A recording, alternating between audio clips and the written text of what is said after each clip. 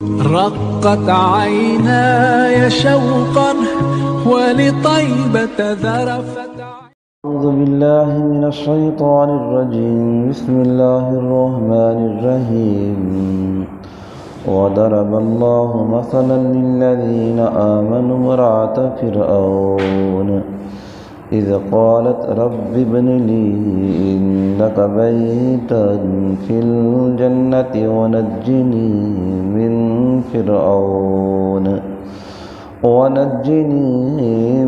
فرعون وعمله ونجني من القوم الظالمين. آمنت باللہ. صدق اللہ العظیم. دوستو، سورۃ التحریم کی آیت نمبر 11 کی تلاوت کی ہے. دعا ہے اللہ رب العزت ہم سب کو قرآن مقدس پڑھنے، سمجھنے اور اس پہ عمل کرنے کی توفیق عطا فرمائے. جتنے ہی دوست احباب اس درس قرآن میں شریک ہیں، اللہ رب العزت کی بارگاہ میں دعا گو ہوں کہ ہم سب کے لیے، خصوصاً ہمارے والدین کے لیے، ہمارے اساتذہ کے لیے اور حضور کی ساری امت کے لیے اس درس قرآن کو اللہ رب العزت کی ذات بخشش اور مغفرت کا ذریعہ بنائے. میرے بھائیوں، آج کے اس درس کے اندر اللہ پاک نے حضرت آسیہ رضی اللہ تعالی عنہ ان کا ذکر فرمایا کہ جو فرعون کے عقد کے اندر ہے، فرعون کافر ہے، اللہ نے ان کو ایمان کی دولت عطا فرمائی. پھر سارا کفر حضرت آسیہ سے ایمان نہ چھڑا سکا. جتنے ظلم، جتنی زیادتیاں آپ کے ساتھ ہوئیں تو حضرت آسیہ نے اس ظلم اور ستم کو برداشت کیا. اللہ نے ان کا ذکر اپنی مقدس کتاب کے اندر فرمایا. ایمان والوں کو ایک تسلی دی، ایک لین دی کہ اے میرے وہ بندو جن کو میں نے ایمان کی دولت عطا کی ہے، یہ ساری دنیا اس کی مخالف ہو جائے، اللہ اس کے ساتھ ہوتا ہے. جو حق پر ہو، جو سچ پر ہو، تو جو آدمی حق اور سچ کا ساتھ دیتا ہے، یقیناً ہم سمجھتے ہیں کہ یار یہ دنیا بڑی مشکل ہے، اس طرح میں ظلم زیادتیوں کا شکار بن جاؤں گا، کوئی میرا ساتھ نہیں دے گا.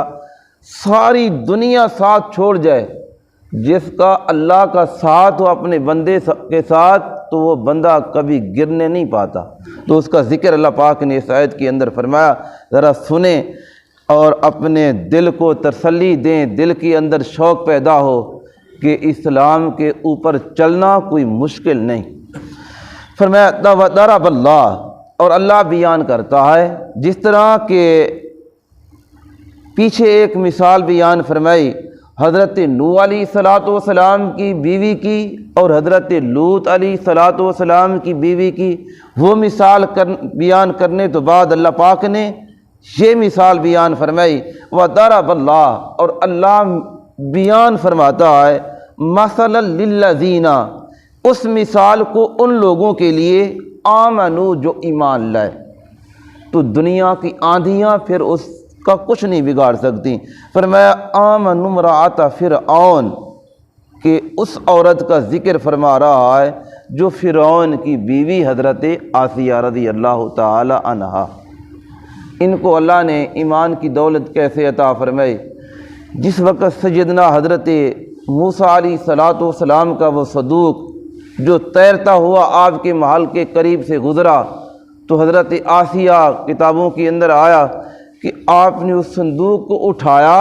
جس وقت صندوق اٹھایا، اسے کھولا گیا تو اس کے اندر ایک عظیم بچہ نظر آیا، خوبصورت ایک بچہ نظر آیا. فرعون کہنے لگا ہاں یہ وہ بچہ ہے جس کے سبب سے میں نے بنی اسرائیل کے قوم کے 70,000 بچوں کا میں نے قتل کیا ہے، آج یہ میرے پاس آ گیا، یہ وہی بچہ ہے. تو حضرت آسیہ نے کہا فرعون ذرا یہ سوچ، اتنے بچے تو نے قتل کرائے، یہ تو اللہ نے ہمیں، یہ تو ہماری طرف اس طرح آیا ہے کہ کہ ہمارے ہاں اولاد نہیں، اسے ہم اپنا بیٹا بنا لیتے ہیں، اپنے گھر کے اندر لے جاتے ہیں۔ تو فرعون آپ کی بات کو مان گیا، حضرت موسیٰ کو اٹھایا اپنے محل میں لے آئے۔ یہ ایک بہت بڑا طویل واقعہ ہے کہ پھر وہ حضرت موسیٰ علیہ السلام کسی عورت کا دودھ نہیں پیتے۔ فرعون نے کئی عورتوں کو اکٹھا کیا کہ اس کو دودھ پلایا جائے۔ اب دیکھیے، وہ دیکھنے کو ایک صندوق کے اندر بچہ ہے، لیکن اللہ کا پیغمبر اور نبی ہے، اسے یہ علم ہے کہ یہ ان عورتوں کا دودھ نہیں پینا، میری ماں کے ساتھ میرے رب نے وعدہ کیا ہے۔ جس وقت وہ چھوڑنے کے لیے، آج ہم صاحب اولاد ہیں، اولاد کو تھوڑی تکلیف پہنچے تو ماں باپ تڑپ اٹھتے ہیں۔ تو میرے بھائیوں، جس وقت حضرت موسیٰ کی والدہ نے اس دریا کے سپرد کیا تو اللہ نے آپ کو الہامی طور پہ کہا کہ اے میرے نبی کی والدہ، تم نے پریشان نہیں ہونا، یہ بچہ دودھ بھی تیرا پیے گا، فرعون کے محل کے اندر اس کی پرورش کراؤں گا، جو فرعون ان کا مخالف ہے یہ موسیٰ کو اسی کے پاس پہنچا دیتا ہوں، اور یہ آپ کے پاس لوٹ آئے گا، آپ اس کے پاس جائیں گے۔ تو پھر جس وقت عورتوں کا انتخاب کیا گیا، آپ کی ہمشیرہ وہاں کھڑی ہے، تو اس نے کہا کہ ہمارے محلے کے اندر ایک ایسی عورت ہے، اس کا دودھ بڑا خالص ہے، میٹھا ہے، تو کسی عورت کا دودھ وہ بچہ نہ پیے تو اس کا دودھ پی لیتا ہے۔ تو اس نے کہا فوری طور سے لے آؤ۔ تو حضرت موسیٰ علیہ السلام کی والدہ آئی تو آپ نے اٹھایا ماں کی گود میں، موسیٰ کلیم اللہ ہے، اسے معلوم ہے میری ماں ہے، میری ماں کی گود ہے، اس نے دودھ پینا شروع کیا۔ فرعون نے اس کی تنخواہ مقرر کی۔ تو جس وقت حضرت موسیٰ علیہ السلام، یہ پھر حضرت آسیہ آپ کے ساتھ اتنی محبت کرتی، اتنا پیار کرتی، کیونکہ بادشاہ کا محل ہے، روزانہ آپ کا سوٹ نیا بنتا اور آپ کو پہناتی، غسل دیتی، کاجل لگاتی، تیل لگاتی، آپ کے ساتھ سچی محبت کرتی۔ موسیٰ علیہ السلام کا دور آ گیا، اعلان نبوت کیا۔ تو جس وقت اعلان نبوت کیا، حضرت آسیہ ایمان لے آئے۔ تو جس وقت ایمان لے آئیں، فرعون اور فرعون کی قوم جو قبطی قوم تھی، اسے معلوم ہوا کہ یہ آسیہ تو فرعون کو خدا ہی نہیں مانتی اور یہ اس خدا پر ایمان لائیں۔ تو پھر کیا ہوا، ظلم کیا ہوا؟ حدیث پاک کے اندر آیا، یہ جو ہاتھ ہیں، دونوں ہاتھوں کے اندر میخیں اس نے ٹھوک دی، گاڑ دی میخیں، اور اسی طرح دونوں پاؤں پر میخیں ڈال دیں، دھوپ کے اوپر ڈال دیا۔ اب یہ کہنے کو بڑا آسان ہے، لیکن ہمیں ایک چمٹی کاٹے تو تکلیف پہنچتی ہے میرے بھائیوں۔ تو حضرت آسیہ رضی اللہ تعالی عنہ، اس نے یہ سارا ظلم برداشت کیا، دھوپ کو برداشت کیا۔ تو جس وقت یہ حالت ہوئی تو اس وقت پھر آپ نے اللہ کی بارگاہ میں عرض کی، اے میرے پروردگار رب، جس کا ذکر اللہ یہاں فرما رہا ہے، آمن امرأۃ فرعون، اور فرعون کی بیوی حضرت آسیہ نے کیا کہا، اذ قالت رب ابن لی عندک بیتا فی الجنہ، اے میرے پروردگار رب، اس نے دعا مانگی۔ اذ قالت، جب آپ نے یہ دعا مانگی، رب ابن لی، اے میرے رب، اے میرے پروردگار، عندک بیتا فی الجنہ، میرا ایک گھر آپ کے پاس جنت میں میرا گھر بنا دے۔ اے اللہ، میں تیری بارگاہ میں دعا کرتی ہوں، مجھے اس محل کی ضرورت نہیں، مجھے بادشاہی کی ضرورت نہیں، مجھے آپ کے پاس میرا گھر ملنا چاہیے۔ جس وقت یہ دعا کی، حدیث پاک کے اندر آتا ہے کہ اللہ پاک نے آپ کی نظر جنت تک پہنچا دی، پر میں آپ نے جنتی محل دیکھا۔ ایک یہ بات، اور دوسری روایت یہ آئی کہ قبطی قوم کو فرعون نے کہا ایک بھاری پتھر اٹھا کے لائیں، میں اسے ہلاک کرنا چاہتا ہوں۔ تو فرمایا جس وقت وہ بھاری پتھر اٹھا کر لائے تو حضرت آسیہ کی طرف پھینکا، تو جس وقت وہ پتھر پھینکا تو اللہ نے جنت کے اندر موتیوں کا محل دکھایا۔ فرمایا اس وقت آپ کی روح پرواز کر گئی، تو اللہ پاک نے آپ کو اٹھا لیا، آپ کی روح کو۔ تو اللہ پاک نے یہاں فرمایا اذ قالت رب ابن لی عندک بیتا، اور اس وقت یہاں علماء مفسرین لکھتے ہیں عندک، اے اللہ اپنے پاس، اللہ زمینوں مکانوں سے کمروں سے پاک ہے۔ تو فرمایا جو محبوب ہوتا ہے وہ اس سے اس کے پاس جنت کی اور جتنی سہولتیں ان کے پاس آ جائیں، وہ کہتا ہے کہ نہیں، مجھے تو آپ کا قرب چاہیے، میں تو صرف آپ کے پاس رہنا چاہتا ہوں۔ تو میرے بھائیوں، جس وقت اللہ کا دیدار ہوتا ہے، حضرت یوسف علیہ السلام کا ذکر قرآن کرتا ہے کہ آپ نے اس وقت وہ زلیخا نے وہ چھریاں ان عورتوں کو، خواتین کو تھما دیں۔ فرمایا تم نے یوسف کے اوپر اعتراض کیا ہے کہ میں ایک غلام کے اوپر عاشق ہو گئی، تم نے میرے یوسف کو نہیں دیکھا۔ فرمایا تم نے یوسف کا دیدار نہیں کیا، ہاں اور میں تمہیں دیدار کرانا چاہتی ہوں، یوسف کا دیدار کریں۔ تو ہاتھوں کے اندر چھریاں تھما دیں، پھل رکھ دیے۔ فرمایا جس وقت یوسف آپ کے سامنے گزرے اس وقت تم نے پھلوں کو کاٹنا شروع کرنا ہے۔ تو حضرت یوسف علیہ السلام کے پاس زلیخا جاتی ہیں اور کہتی ہیں میری عزت کی خاطر آپ اس راستے سے گزر جائیں ہمارے سامنے سے۔ حضرت یوسف علیہ السلام جس وقت سامنے سے گزرتے ہیں، قرآن اس چیز کا ذکر کر رہا ہے سورۃ یوسف کے اندر، تو ان عورتوں نے پھل کاٹنے شروع کیے، نظریں وہاں رہ گئیں اور ہاتھ کی انگلیاں کٹ بیٹھیں، اور اس کے بعد کہنے لگی وَقَطَّعْنَا، اور ہاتھ کٹ گئے، انگلیاں کٹ گئیں۔ لیکن حضرت یوسف علیہ السلام کے چہرہ اقدس کے اوپر ان کی نظریں ٹک گئیں، انہیں پتہ نہیں، معلوم نہیں کہ ہم اپنے ہاتھوں کو کاٹ بیٹھی ہیں۔ تو جس وقت رب سامنے ہوتا ہے، اسی لیے فرماتے ہیں کہ جس وقت شہید اللہ کے راستے کے اندر اپنی جان کو قربان کرتا ہے تو اس وقت اسے اللہ کا دیدار نصیب ہوتا ہے، اسے کسی تکلیف کا پتہ نہیں ہوتا کہ تکلیف آئی ہے یا نہیں آئی۔ تو اسی طرح حضرت آسیہ رضی اللہ تعالی عنہا کے بارے میں اللہ پاک نے فرمایا جس وقت اس قوم نے یہ بھاری پتھر اٹھا کے لائے تو آپ نے پھر کیا کہا؟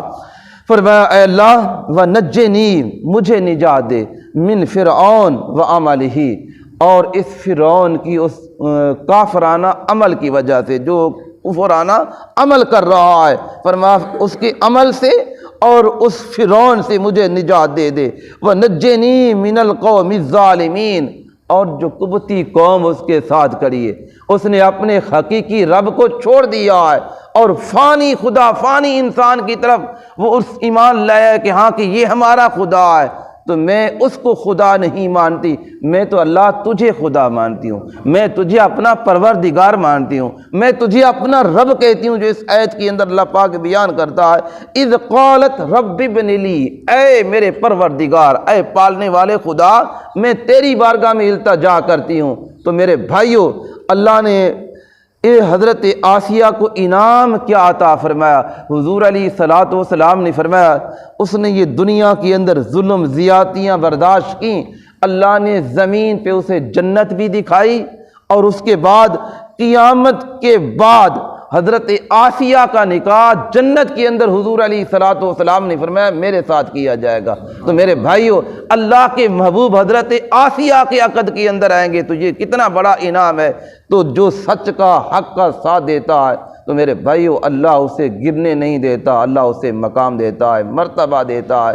ساری دنیا دیکھیے، وہ فرعون بادشاہ ہے، سارا کفر ایک سائڈ پہ ہے لیکن آسیہ ایک سائڈ پہ کھڑی ہے، اللہ اس کی مدد کر رہا ہے۔ ظاہری طور پہ تو لگتا ہے کہ وہ میخیں اور پاؤں کے اندر بیڑیاں ڈال دینا، میخیں ڈال دینا، دھوپ کے اندر ڈال دینا، سب کچھ پتھر اٹھا کے ان کی چھاتی کے اوپر رکھ دینا یا انہیں ہلاک کرنے کے لیے پتھر مارنا، تو میرے بھائیوں کچھ نہیں بگاڑ سکتے۔ لیکن ایمان بہت بڑی دلیری بھی ہے اور جرت بھی ہے، بہادری بھی ہے۔ حضرت بلال رضی اللہ تعالیٰ عنہ کی مثال آپ کے سامنے ہے۔